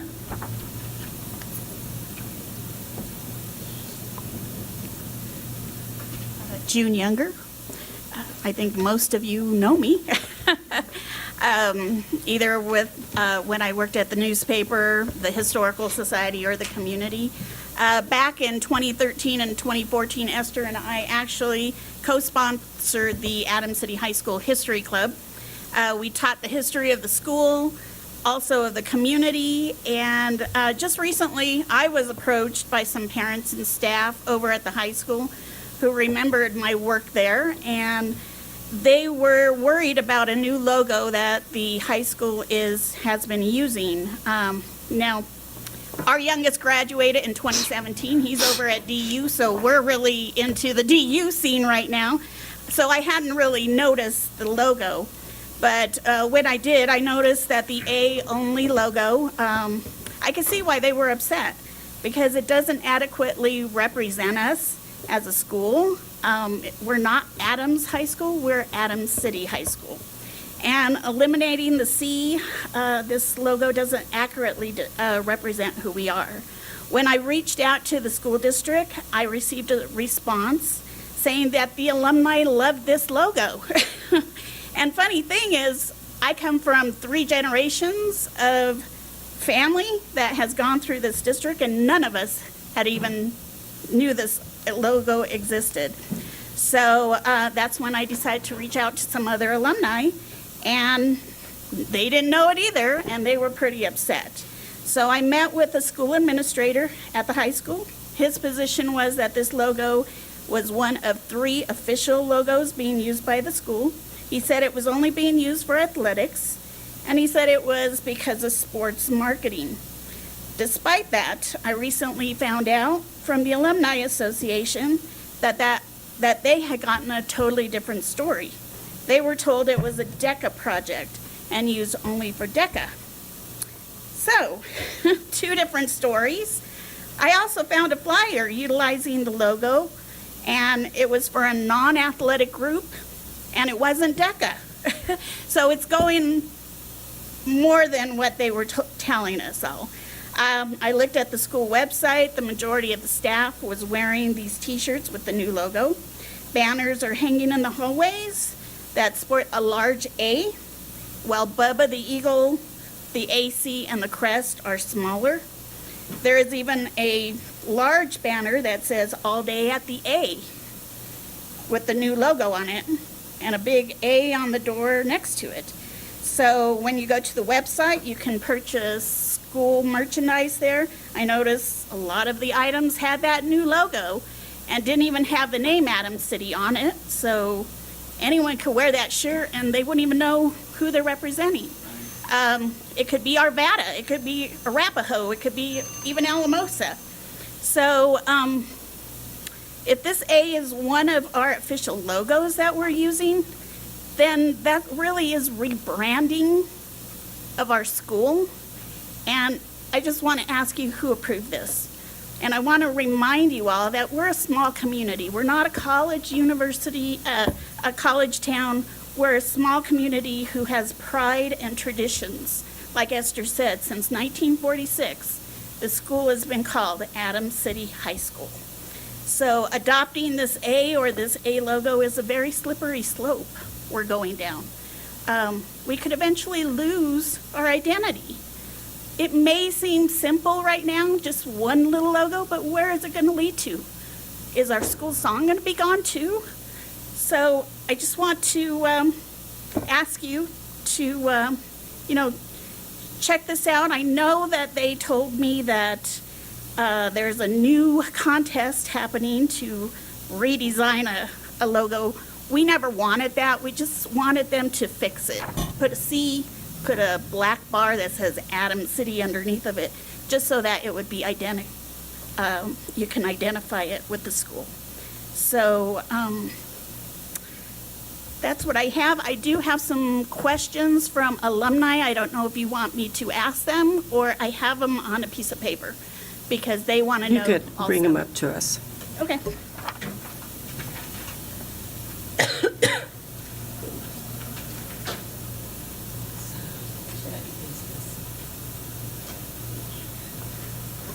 And these are from alumni of Facebook. June, would you explain DECA for the board? DECA is Distributive Education Clubs of America. Thank you. It's been a while. I know. So next we have Alicia Archuleta and Awana Archuleta.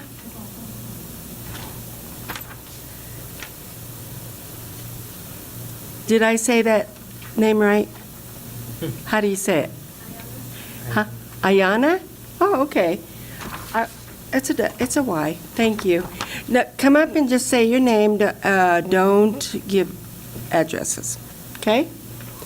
And what school or wherever you're from. My name is Alicia Archuleta. Pull the mic down. Pull the mic down. There you go. My name is Alicia Archuleta. I am 14 and we're from Adams 14. Hi, my name is Ayana, and I'm Little louder. I'm Ayana, and I'm 12 years old. We're the cadets of Troop 61202. We meet in Westminster, but have girls from Westminster Public Schools, Denver Public Schools, and Adams 14. And we are here to talk to you about our Silver Award Project. The Silver Award Project is the highest award we can earn as a cadet Girl Scout, and it allows us to do big things in our community and make a difference on an issue that we feel passionate about. The issue we are targeting is the issue of lack of self-appreciation. Every day, people, kids, and adults alike feel like they have to hide parts of who they are for fear of being judged, ridiculed, or even bullied. This is becoming a major epidemic. In Colorado, our teen suicide rate is nearly twice the national average. Every day, we hear of another kid who either attempted or succeeded in committing suicide, almost always due to bullying. Kids are even attempting suicide in kindergarten and first grade. Everyone is unique and special and should be able to be themselves and show off all of their awesomeness without having to worry about how others will judge them. This is why we have decided to do our Silver Award project on this, so Everyone can celebrate their uniqueness. We created Self-Appreciation Day on March 20th, where people can wear orange to show they're participating in self-appreciation. This is a day where people commit to remove their mask and be themselves while also agreeing not to judge other people for being themselves. We are hoping that you guys will participate in Self-Appreciation Day with us and encourage all your schools to participate as well. Thank you. Thank you.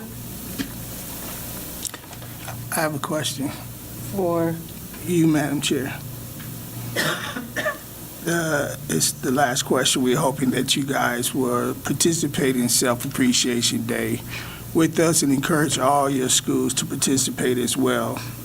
So they're asking the district, will we participate?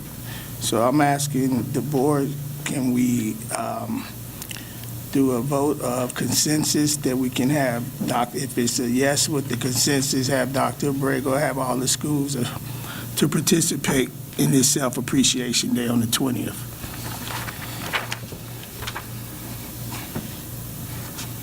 Dr. Abrego? We can encourage all the schools to do that. Okay. Is there consensus? Mr. Rolla? Yeah, it's fine. Mr. Thomas? Yes. Okay, yes. Okay?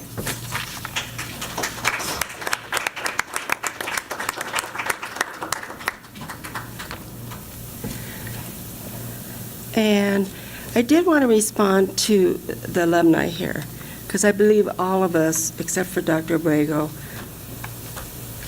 are alumni here, went to school here.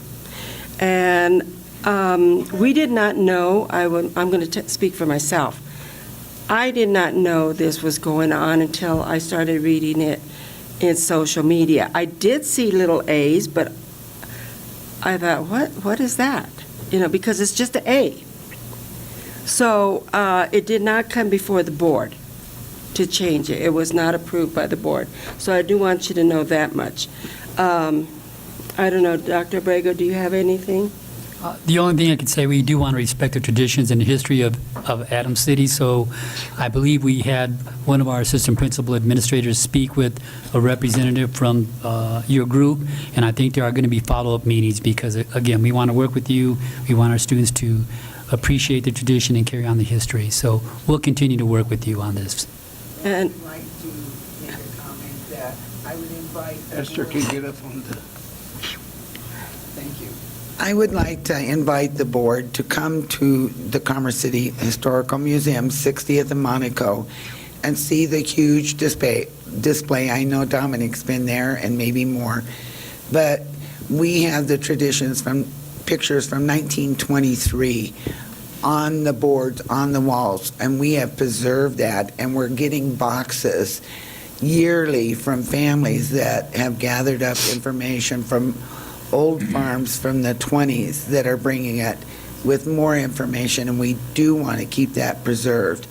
And that's our goal, is to help let the public and our visitors know what came from before. So I appreciate that because it really hits all of us, you as alumni too.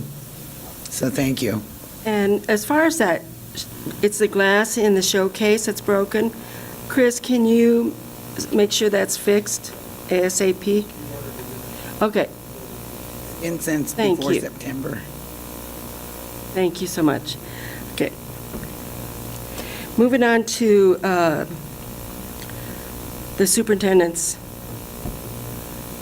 Report.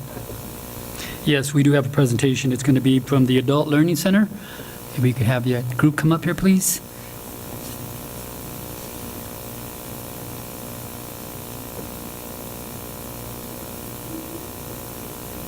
Thank you. I better move this up. I'm Jessie Hawthorne, the program coordinator of the Adult Learning Center. And thank you, President Quintana, esteemed board members, and Dr. Abrego for this opportunity. And I have with me Maureen Rudy. And this is one of our students, Lourdes Ibarra, who will make a couple of statements about her experience with us. So I wanted to start off, I wanted to acknowledge that President Quintana has a lot of familiarity with our program, working with the program when it was Intergenerational Learning Center. I actually was a teacher at Kearney Middle School in the evenings, teaching ESL quite a few years ago before I came here to the district. We are fortunate to have a grant to make this service available to community members and Adams 14 parents. We started this grant in 2017. It's a 3-year grant that ends in 2020. And so I just wanted to share a couple things about the program. So I'll make sure that we quickly talk about the students we're serving, the locations, courses, and schedule. And then I want to give Lourdes a chance to share with you. So you can see that we've been in the district a long time. This grant first came here at the end of the 90s, like in 1998. Right now we have 27 classes in 4 locations. And as of my recent count, I think we have 475 students in the program. It's funded by the Workforce Innovation and Opportunity Act. I happen to serve on the Adams County Workforce Board as the adult education representative for the county. We have been getting funding from CDE. We can serve anyone in the community who's 17 or older, as long as they're not enrolled in a public school district. And there is no requirement to pay for the registration fee or the books if somebody cannot pay. These are all of our locations. When Chris Duran, who is still here, was running the program before I came in 2017, we were in Commerce City in 2 locations, but it was Chris's proposal to the board that was then approved by CDE for us to increase our funding and expand our service. So now we are in 7 locations in Adams County, including 3 in Adams 14, 3 in Adams 12, and most recently at Front Range Community College. I want to point out that our family literacy program is at Rose Hill. We have the modular, and there's an early family literacy program, a preschool for children, and there's also a program for the parents as well. These are the courses that we offer. We typically at any single site have 7 or 8 courses, depending. We have a new course this year, Paraprofessional Pathways. We are trying to help Adams 12 parents, Adams 14 parents, and others become paraprofessionals in the school. So we've designed a curriculum that has a combination of work keys, preparation for the test, as well as employment readiness to work in a school as a paraprofessional. Some other services we have are standardized assessment proctoring. Those are 2 common assessments in adult education. Career employment or career exploration and employment readiness. Anyone who wants a job, we will help them find a job, prepare, do an interview practice, resume, and we'll do the same for college and other things that they need. So we have also post-secondary readiness. So our schedule, we enroll 5 times a year. I try to bring flyers like I did here on the end, those half sheets in English and Spanish. Our registration just finished in Commerce City. We registered 60 more adults last week at both locations. We have another registration in May. And we also added in computer classes this year. And we have Chromebooks. So all of our students work with computers and have email addresses for the first time in our program. So I want to give Lourdes a chance to tell you some things about her time with us. Hi. I've been studying English classes since January 7th of the present year, 2019. I'm in level 5, and my teacher's name is Blake Pendergrass. This is a very important opportunity for me because at these classes I can learn more about how to read and write. After 6 weeks, I am feeling more comfortable when I make calls to to make doctor's appointments or have to talk about my kids with their teachers in high school. To me, it's very important to be focused and learn something new each day. My goal is improve my pronunciation, get my GED, and pass the WORKIS test. In the future, I would like to work with children as a paraprofessional in an elementary school. Thank you for your time.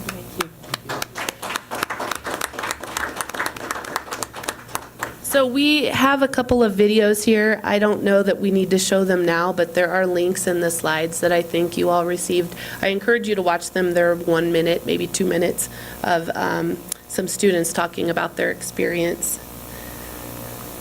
So there are ways to get involved. I know many of you have come to our classes and came to our celebration of learning last year in June at the, Adams City High School. We also will do that again this year in June, on June 26th. So you're all invited. We have a Facebook page that is very active.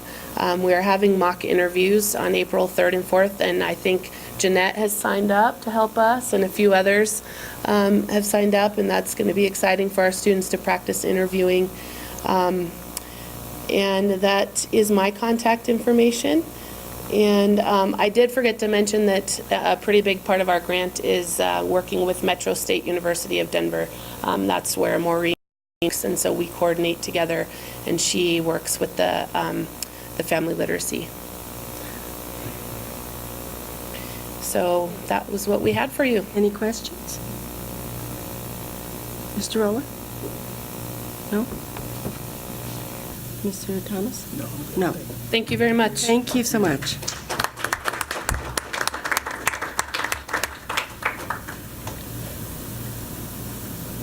And that's it, Dr. Brago? Yes, that's it.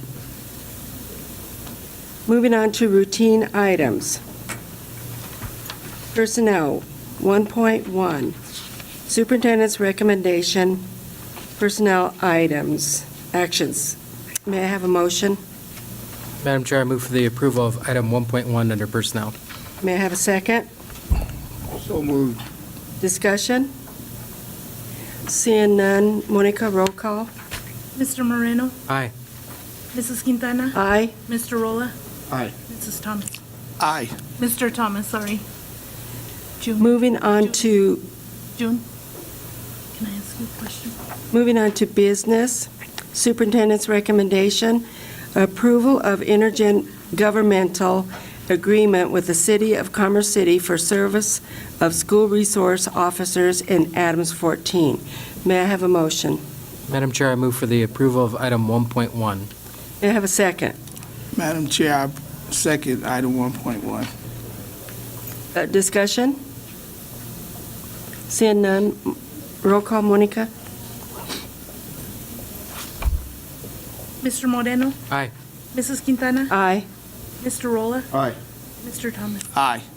Moving on to 1.2, superintendent's recommendation, approval for in-state overnight travel to Grand Junction, Colorado, to attend the Colorado Mesa University Teachers Job Fair on March 28th, 2019. May I have a motion? Madam Chair, I move for the approval of item 1.2. May I have a second? Madam Chair, second item 1.2. Discussion? Seeing none, Monica, roll call. Mr. Moreno? Aye. Mrs. Quintana? Aye. Mr. Rolla? Aye. Mr. Thomas? Aye. Moving on to 1.3, superintendent's recommendation, approval to increase the spending limit for legal services from Semple, Farrington, Everall, and Case, PC. May I have a motion? Madam Chair, I move for the approval of item 1.3. May I have a second? Madam Chair, second item 1.3. Discussion? Thank you, Madam Chair. I just had a quick question. I don't know if I should direct this to Mr. Farrow or who, but I was wondering, was 80,000 the original appropriation made for legal services that we're just bumping up to 220? Yes. Or was this in addition to another appropriation already made? I don't know that. You'd have to ask Monica. It's another. She says It's another. Another. May I have roll call? Mr. Moreno? Aye. Mrs. Quintana. Aye. Mr. Rolla. Aye. Mr. Thomas. Aye. Moving on to 1.4, Superintendent's recommendation, approval of EARS grant-funded contract between Adams 14 and Griffith Center for Children. May I have a motion? Madam Chair, I move for the approval of item 1.4. May I have a second? Madam Chair, I second item 1.4. Discussion? Seeing none, Monica, roll call, please.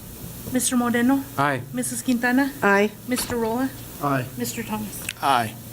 Moving on to 1.5, Superintendent's recommendation, approval of EARS grant-funded contract between Adams 14 and Yes Institute. May I have a motion? Madam Chair, I move for the approval of item 1.5. May I have a second? Madam Chair, I second item 1.5. Discussion? Seeing none, roll call, Monica. Mr. Moreno. Aye. Mrs. Quintana. Aye. Mr. Rolla. Aye. Mr. Thomas. Aye. Moving on to 1.6, Superintendent's recommendation, approval for contract between Adams 14 and Interworks Incorporated. May I have a motion? Madam Chair, I move for the approval of item 1.6. May I have a second? Madam Chair, I second item 1.6. Discussion? Seeing none, Monica, roll call. Mr. Moreno. Aye. Mrs. Quintana. Aye. Mr. Rolla. Aye. Mr. Thomas. Aye. Moving on to 1.7, Superintendent's recommendation, approval to purchase upgrade to NEC telephone system district-wide. May I have a motion? Madam Chair, I move for the approval of item 1.7. May I have a second? Madam Chair, I second item 1.7. Roll call. Mr. Moreno. Aye. Mrs. Quintana. Aye. Mr. Rolla. Aye. Mr. Thomas. Aye. Go ahead. Madam Chair, I move for the approval of item 1.8. May I have a motion? Second. Second, I mean. Madam Chair, I second item 1.8. May I have roll call? Mr. Moreno. Aye. Mrs. Quintana. Aye. Mr. Rolla. Aye. Mr. Thomas. Aye. Okay, that comes to the end of our board meeting, and we are having communication right now. Dr. Abrego? Well, the most important communication is that we're expecting some very bad weather tomorrow, so we are closing school for tomorrow, as are the surrounding districts. So, does that mean staff too? Staff know what they have to do. Okay, do you have anything? Yeah, just like to congratulate the Kearney wrestling team as I watched a couple of their matches. They went undefeated in league, and they also were the champs, the tourney champs, took first place. So as Coach DeGuero stated, they do have a good crop of kids coming up. And so, but the only bad thing about it is how many will make the decision to wrestle or play basketball. That'll be their big, because in high school, you got to do one or the other. You don't get to do both.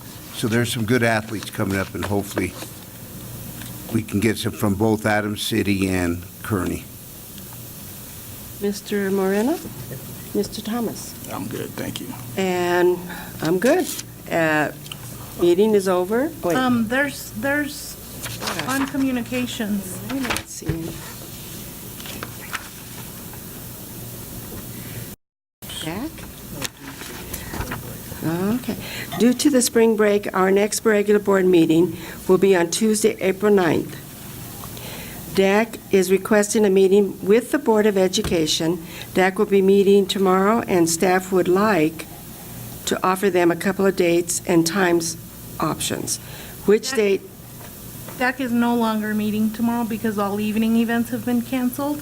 But at their Right. next meeting, we want to offer dates from the board to meet with them. Okay. So you all heard that? I don't need to repeat it. Monica, does that mean that the report to the community on the state board meeting is also canceled? All evening, Okay.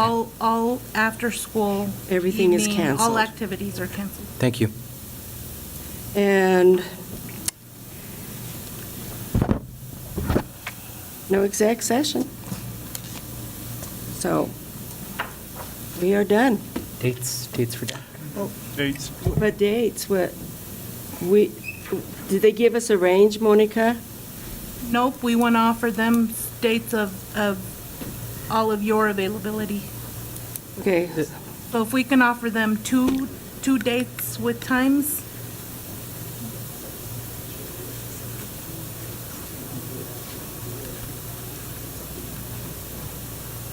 Yeah, I mean, the 26th. Go ahead. No, not here. Oh. The states. What state? We're not closed. They still have to come. Who? Adam 14, we make it. To where? The state? Yeah. Yeah, that's different, yeah. So I don't know if Dr. Brager, did you make that clear to the staff that is going to meet with us up at the state board tomorrow morning? That we're going to start That at, still applies. yes, they're going to be there, and then we told them about the change. Right. Instead of 11 o'clock, we're going to be starting at 10:30. Madam Chair, Dr. Braga.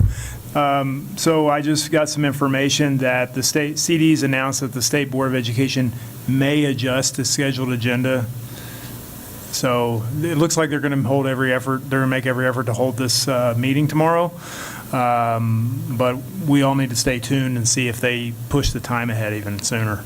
And who lets us know? They do? Via email or? Yeah, so I think, it sounds like John Poynton is monitoring that. Okay. And I guess we need to make sure that that's distributed to everybody on the Yes, board and- as soon as we find, whatever we find out. But I would suggest be prepared to leave here early, because it's supposed to be really bad even starting at lunchtime, so I it'll be may hard end to up get out of driving there. because I don't trust Dr. Brago's driving in the snow. You're still on the record. Getting lost is what you got. You might get. So now we have to look at the dates. So, Monica, did they say how quickly they want to meet with the board by chance? Sheila, do you have any thoughts on that? When they want us to meet, How quickly? they, good night. they're looking to do it in the next 2 to 3 weeks, whatever works best for the board. They have their talking points and items that they want, so if there's anything that you want to add to those, feel free to do so. When is their next meeting? We sent out a doodle poll today, since we canceled tomorrow's meeting, to find out what's a common area. So they have until tomorrow afternoon to complete it, and then I'll know when their next meeting date will be, but we haven't identified that yet. So, what? Mr. Rowley? What's that? Were there options within the next couple weeks or within the next couple days? For a meeting, so that was part of their agenda item. Tomorrow night was to talk about possible dates that they could give to the board to be able to meet. And Also, so- then we'll do it the other way around, have them give us dates? Either way, so we were going to find some common ground around how we could coordinate it. So if I was going to collect them from DAC, and then Monica was going to collect them on behalf of the board so we can find some common pieces, so we weren't going back and forth terribly. Well, how about if they give us the dates they prefer? As long as it's after we get through the the thing tomorrow, Sure. if it's still on. So I'll coordinate with Monica then, and I'll collect Okay. 3 to 4 dates that Okay. they're collectively Sounds good. available, and then I'll coordinate with Monica. Sounds good. Do you all have a time option? Well, And give them at least? with these two, it would have to be at least 4:30, right? Could be for me too if I'm golfing. Well, that don't count. You would be unexcused. But typically, DAC meets at 5:30. We can keep that time. Yeah, that's if that that's works great. for all of you, and then we just select a common It gives, date it that gives works at 5:30. Dominic more time and, so, you know, to get here. But they're not running past 8, 9, 10 o'clock at night, are they? No, their meetings typically run from 5:30 to 6 is dinner, and from 6:30 to 7:30 is their meeting agendas. Dinner? Oh, yeah, that's... As long as it's not quesadillas. Not sure what it'll be that day. Off the record. Okay. So that's it? We're done? No executive session? Nope. No executive session. All right.